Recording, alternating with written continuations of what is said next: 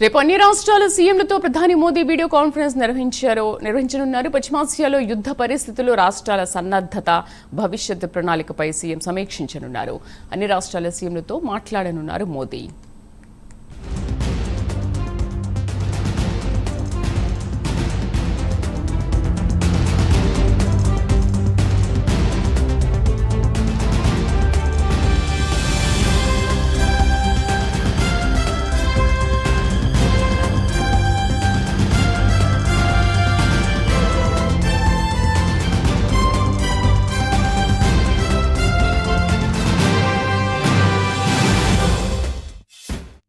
రేపు అన్ని రాష్ట్రాల సీఎంలతో ప్రధాని మోదీ వీడియో కాన్ఫరెన్స్ నిర్వహించనున్నారు. పశ్చిమాసియాలో యుద్ధ పరిస్థితులు, రాష్ట్రాల సన్నద్ధత, భవిష్యత్ ప్రణాళికపై సీఎం సమీక్షించనున్నారు. పూర్తి సమాచారాన్ని ఇన్పుట్ ఎడిటర్ నరసింహరావు అందిస్తారు. నరసింహరావు, అన్ని రాష్ట్రాల సీఎంలతో వీడియో కాన్ఫరెన్స్ వివరాలేంటి, అసలు ఏమని సూచించనున్నారు?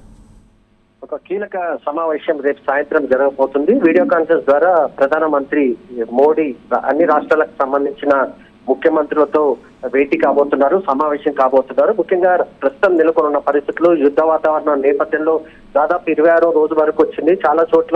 చాలా రాష్ట్రాలకు సంబంధించినంత వరకు గ్యాస్ కానీ, పెట్రోల్ కు సంబంధించి కొరతని కానీ, ఇతర రకాల సమస్యలు, ధరలు పెరుగుతున్నాయన్న అభిప్రాయం వ్యక్తమవుతున్న నేపథ్యంలో ఏ రకంగా రాష్ట్రాలు సిద్ధం కావాలి, ఒకవేళ పరిస్థితి ఇంకొంత జటిలమైతే ఏ రకంగా ముందస్తు చర్యలు తీసుకోవాలి, వీటన్ని అంశాలకు సంబంధించినంత వరకు ప్రధానమంత్రి అన్ని రాష్ట్రాల ముఖ్యమంత్రులకు వివరించనున్నారు. ఏం చేయాలి, ఏ రకంగా ముందుకెళ్లాలి అంశాలకు సంబంధించినంత వరకు కొంత క్లారిటీ ఇచ్చే అవకాశం ఉంది. అయితే అదే సమయంలో 5 రాష్ట్రాలకు ఏదైతే ఎలక్షన్స్ జరగబోతుందో ఆ రాష్ట్రాలకు సంబంధించిన ముఖ్యమంత్రులు మాత్రం ఎన్నికల కోడ్ కారణంగా ఈ భేటీలో పాల్గొన్నారు.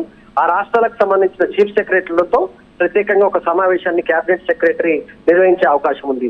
3 అంశాలను ప్రధానంగా మోడీ సూచించే అవకాశం ఉంది. ఒకటి, ఆయిల్ కి సంబంధించినంత వరకు, ఎల్పీజీకి సంబంధించినంత వరకు, పెట్రోల్ కు సంబంధించి ఈ కీలక అంశాలకు సంబంధించి ఎక్కడ షార్టేజ్ లేదు. కొన్ని రాష్ట్రాలకు సంబంధించినంత వరకు సమస్య ఉన్నట్టుగా ప్రచారం చేయడం వల్ల పెద్ద సంఖ్యలో ప్రజలు ఎల్పీజీ కోసం కానీ, పెట్రోల్ కోసం కానీ బారులు తీయడం, కొన్ని చోట్ల నో స్టాక్స్ బోర్డ్స్ లాంటివి పెట్టడం వల్ల కొంత ఇబ్బందికరమైన పరిస్థితి ఉంటుంది కనుక రాష్ట్ర ప్రభుత్వాలు ఈ అంశాలకు సంబంధించి ప్రజలకు కొంత క్లారిటీ ఇవ్వాలి. ఇక్కడికి ఎందుకంటే ఎక్కువ సంఖ్యలో ఒకేసారిగా ఎల్పీజీ తీసుకోవడం కానీ, లేకపోతే పెట్రోల్ ఎక్కువగా తీసుకోవడం వల్ల దానివల్ల ఇబ్బందికరమైన పరిస్థితులు వచ్చే అవకాశం ఉంటుంది కనుక స్థానికంగా ఉన్న పరిస్థితులను గుర్తించి అన్ని రాష్ట్ర ప్రభుత్వాలు కూడా అన్ని అంశాలకు సంబంధించి సిద్ధంగా ఉండాలనే అంశాలను కూడా వివరించే అవకాశం ఉంది. అదేవిధంగా భారత ప్రభుత్వం చేపడుతున్న చర్యలు, వాటికి సంబంధించి వస్తున్న ఫలితాలు, ఈ అంశాలన్నిటికి సంబంధించి ముఖ్యమంత్రులకు కూడా ఆయన వివరించే అవకాశం ఉంది.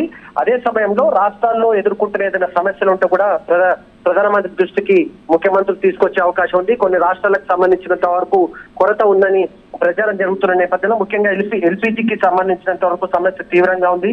చాలా రాష్ట్రాలకు డొమెస్టిక్ కి, అదే విధంగా కమర్షియల్ కి సంబంధించినంత వరకు కొంత ఇబ్బందికరమైన పరిస్థితులు ఉన్నాయి కనుక ఈ అంశాలపైన కూడా రాష్ట్ర ప్రభుత్వాల అభిప్రాయాలు తెలుసుకున్న తర్వాత కేంద్ర ప్రభుత్వం కొన్ని కీలక నిర్ణయాలను ఈ సమావేశం తర్వాత ప్రకటించే అవకాశం ఉన్నట్టుగా తెలుస్తుంది. అయితే నరసింహారావు, అసలు కేంద్రం నుంచేమో ఎటువంటి కొరత లేదు అన్న మెసేజ్ వస్తుంది, కానీ ఇక్కడ ప్రజల్లో మాత్రం ఒక రాంగ్ మెసేజ్ ఎందుకు వెళ్తుంది? ఎక్కడ చూడు నో స్టాక్ బోర్డ్స్ కనిపిస్తున్నాయి.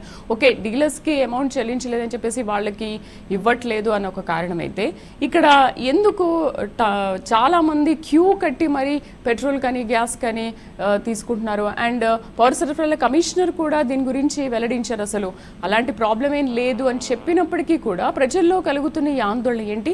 రేపు వీడియో కాన్ఫరెన్స్ ద్వారా ఈ ఆందోళనకి ఏమైనా చెక్ పడే అవకాశం ఉంటుందా? ఖచ్చితంగా కేంద్ర ప్రభుత్వం అదే ఆలోచన ఉంది. ప్రధానమంత్రి కూడా ఈ అంశాలకు సంబంధించి రాష్ట్ర ప్రభుత్వాలకు క్లారిటీ ఇస్తారు. ఎవరెవరికి ఏ రాష్ట్రానికి సంబంధించి ఎంత కోటా ఉంటుందో ఆ కోటాకు సరిపడా గ్యాస్ కానీ, ఎల్పీజీ కానీ అన్నిటికీ సరఫరా ఖచ్చితంగా చేస్తున్నామనే అంశాన్ని కూడా వివరించే అవకాశం ఉంది. ఇప్పటికే తెలుగు రాష్ట్రాలకు సంబంధించినంత వరకు 2 రాష్ట్ర ప్రభుత్వాలు కూడా రెగ్యులర్ గా సమావేశాలు నిర్వహిస్తున్నాయి. ఈ విధంగా ఏపీకి సంబంధించిన మంత్రి కూడా నాదెళ్ల మనోహర్ దీని అంశానికి సంబంధించి మాట్లాడారు. ఎక్కడ ఎలాంటి కొరత లేదు, ఎవరు ఆందోళన చెందవద్దని చెప్పారు. అదేవిధంగా తెలంగాణ ప్రాంతానికి సంబంధించినంత వరకు civil supplies commissioner Stephen Ravindra కూడా మాట్లాడుతూ ఏ రకమైన ఇబ్బందికరమైన పరిస్థితి లేదు, ఎవరు ప్రజలు ప్రచారాలని నమ్మొద్దని చెప్పేసి కూడా ఆయన క్లారిటీ ఇచ్చే ప్రయత్నం చేశారు. ఖచ్చితంగా రాష్ట్ర ప్రభుత్వాలకు సంబంధించినంత వరకు కొంత అపోహలు ఉన్నట్టుగా కూడా కనిపిస్తున్న నేపథ్యంలోనే ప్రధానమంత్రి స్థాయిలోని అన్ని అంశాలకు సంబంధించి భారతదేశంలో ప్రస్తుతం ఎన్ని నిల్వలు ఉన్నాయి, ఎన్ని రోజుల పాటు ఉంటాయి, ఏ రకమైన పరిస్థితి ఉంది, అన్ని అంశాలపై మాత్రం రేపటి సమావేశంలో కొంత కీలక అంశాలపైనే నిర్ణయాలు తీసుకునే అవకాశం ఉన్నట్టుగానే మనకు తెలుస్తుంది. Right Narasimha Rao, thank you.